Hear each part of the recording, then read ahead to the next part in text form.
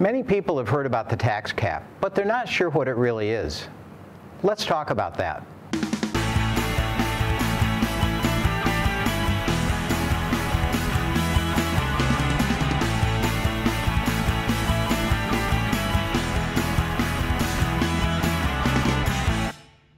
Hello, HF-L Cougars. I'm Dr. Bruce Capron, Assistant Superintendent for Business and Operations at the Honeoye Falls-Lima Central School District.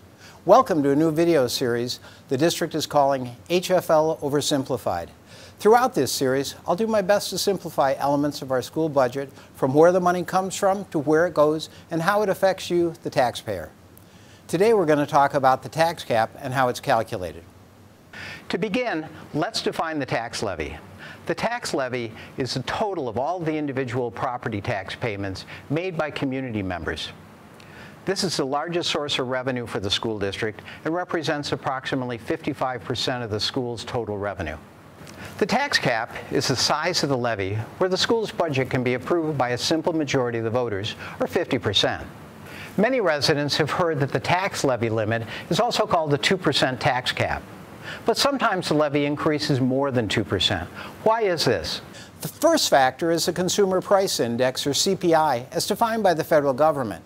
Even though inflation is now running more than 4%, the tax cap legislation limits this increase to no more than 2% in the tax cap formula.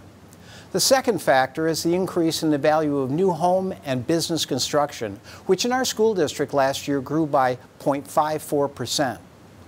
However, these increases are offset by changes in economic stimulus grants from the county to new businesses and by a reduction in the amount local taxpayers pay for capital projects here at HF-L. When added together, the tax cap for the 22-23 school year is 1.98%.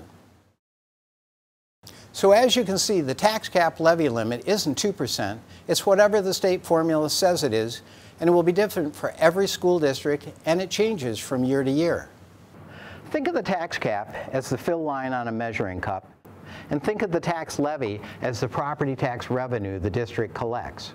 So long as the district collects less revenue than the fill line or the tax cap levy limit, the budget can be passed by that simple majority vote. However, if the budget is structured where the district is required to collect more revenue than the tax cap levy limit, then the budget must be passed by a 60% supermajority of the voters. So in review, it's not a 2% tax cap. It's a dollar threshold that determines the number of votes needed to pass the budget. Given the information we just went over, for the 22-23 school year, HF-L's proposed tax levy will be less than the tax cap and therefore only require a simple majority vote to pass the budget.